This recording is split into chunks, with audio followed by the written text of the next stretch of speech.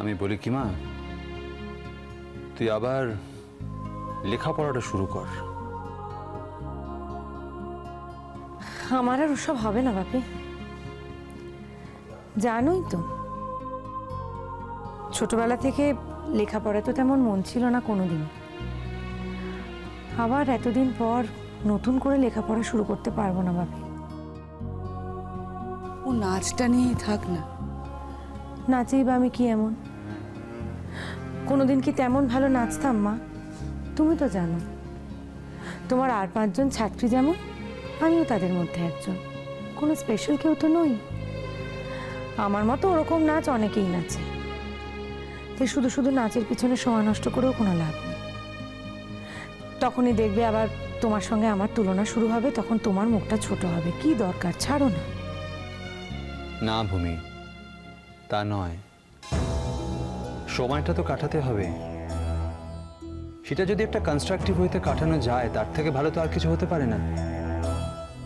আমি বলি কি, তুমি একটা স্কুলে টুলে পড়ানোর জন্য অ্যাপ্লাই করো। না না, টাকা পয়সার জন্য নয়, জাস্ট নিজেকে একটা কাজের মধ্যে এনগেজ রাখার জন্য। আমার আর কোনো কিছুই ভালো লাগে না বাপি। কোনো কিছুতেই যেন আমি আর কোনো এনার্জি পাই না। তাও দেখো, ও বাড়িতে অনেক কাজ ছিল, অনেক লোক ছিল ভাবার মতো, কিন্তু এখানে তো সেটাও নেই।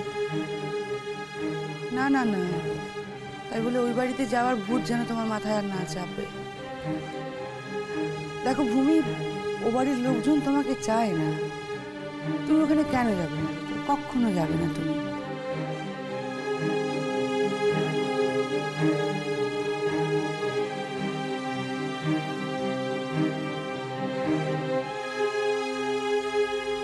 পিনু মামা, আরে তুই,